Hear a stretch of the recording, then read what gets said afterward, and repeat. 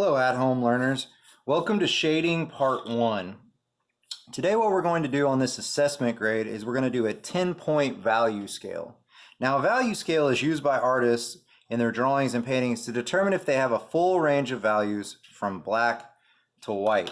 Now on this value scale I've already drawn it out. It's 10 boxes and each box is 1 inch by 1 inch. We're going to start with the darkest box first and we're going to work towards the lightest box. And I'm going to cover several key points to shading as we go along. I'm going to be using just a standard number 2 pencil. And the reason for this, I could use something a bit darker or perhaps a bit fancier, if you will. Here's a 2B pencil. Here's an HB pencil. But since most of you at home will be working with a number 2 pencil, that's what I'm going to make this happen with. When you shade, how you hold the pencil determines a great deal on how dark a mark it will make. I know we're not in science, but when you look at a pencil is actually a lever. Okay, and if you don't know what a lever is, it's worth a Google. The point where you're holding it is the fulcrum.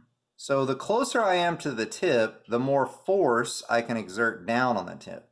The closer I am to the end, the less force I can exert. A few other things change depending on grip. When I hold it near the tip, I have a very narrow range of motion. As I move back on the pencil, and you're going to see in this activity, my range of motion increases, but my ability to put down pressure is lessened. And then finally, at the end of the pencil, I have the hardest time putting pressure down, but I also have the greatest range of motion. So we're going to be making use of all of those things in this activity. And as I said, we're going to start with the dark and we're going to work to the light. So when I start, because I'm right-handed, I'm going to start on the left side of this box. And without picking up the pencil, I'm going to shade from left to right. Now, those of you that are watching really closely, you'll notice that I'm not making individual marks. I'm actually making very tight loops. And these loops are overlapping one another. Then I'm going to turn the paper 90 degrees and I'm going to go the other direction. Now, part of shading is also about layering. As I layer the graphite, because that's what the core of a pencil is made from, is graphite, it will get darker and darker as I go along. Now, you need to try really hard to stay inside this first box. It can be a little challenging at first, and you can notice I've already gone out of the box a few times. Also, if you've been paying attention, I've turned the box and I have shaded in 4 different directions. So I've built up 4 layers of graphite in this box, making it very dark, perhaps as dark as a number 2 pencil can shade.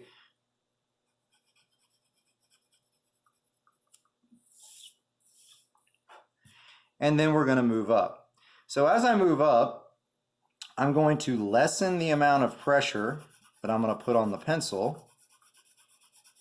I'm still making my marks in loops, still working from left to right. Again, I'm going to turn the paper.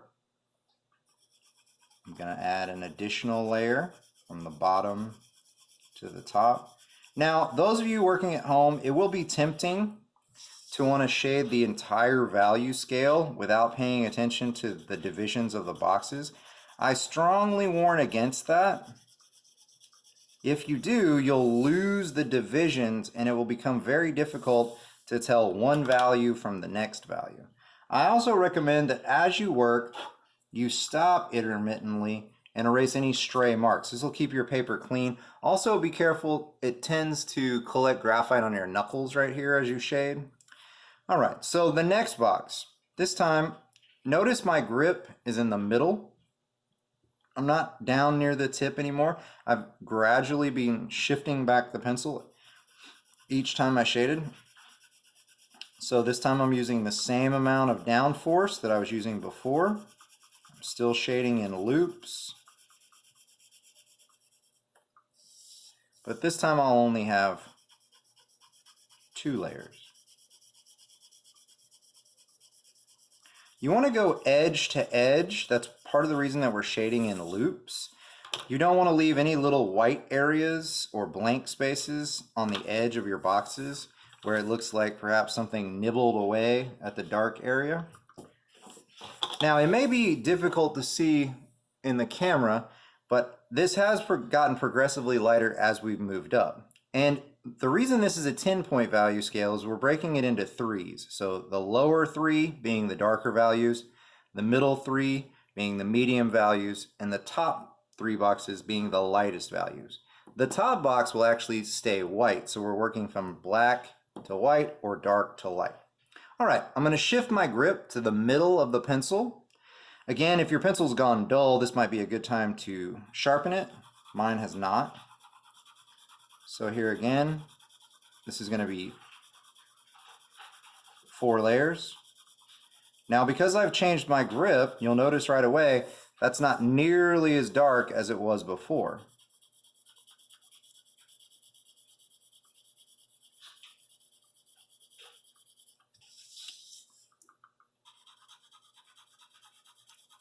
And again, remember, a pencil is basically a lever. So as you move the fulcrum or the pivot point backwards, you're exerting less and less pressure. And I'm going to clean up my stray marks.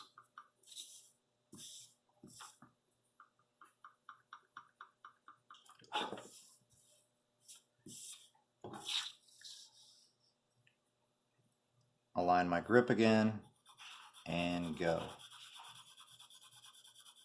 So as you shade, what you should be working on, and it's not a rush, the reason I'm shading with such speed in this is to keep the video short, is you really want to work on control. You want to control your hand, you want to control and be aware of the pressure. I also tend to tell students to be aware of your breathing. Your breathing should be really calm and subdued. If you're exerting so much force and you're working so fast that you're getting out of breath, like you're jogging, you're probably doing it wrong. All right, and then the last of the medium values, again, I'm going to check my grip. Start on the left. This will only be 2 layers. 1.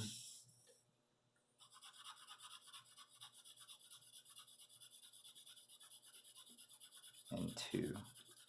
Now, seeing as we're more than halfway through the value scale, you should at this point be able to easily see that we're transitioning from dark values into the lighter values. So the last 3 boxes, I'm going to be all the way at the back of my pencil, and I still have a considerable point, so I'm not going to resharpen.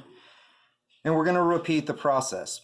Now, these last boxes, because they have to be so light, I'm not really putting any downward pressure on the pencil. The only thing I'm doing is I'm moving the pencil back and forth across the surface. It's very difficult to quantify how light you should be touching it. But think about a record and a needle on a record. It's just barely touching it.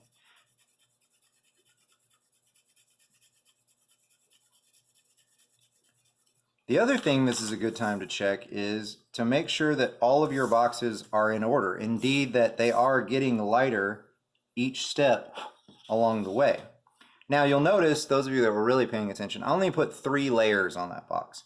I felt like if I had put another layer, it would have perhaps ended up the same value. And that's very easy to do if you're not careful. You'll look at your value scale and you'll almost be unable to tell any change. If that happens to you, then just go back and darken the box below the one that you just finished. I don't ever recommend that you try to erase shading. Because graphite is a dry lubricant, when you try to erase it, even with a high quality white vinyl eraser, it tends to just smear and smudge around. So this one will be 2 layers. So I went left to right, and I'm shading from bottom to top. And then I'm going to prep for the last box. So this last box before white has to be super light. So again, in order to make that happen, I'm holding my pencil by the very end, and it's just the weight of the pencil making the mark. One singular pass across, and we're done. Erase any stray marks. Check back later for part 2.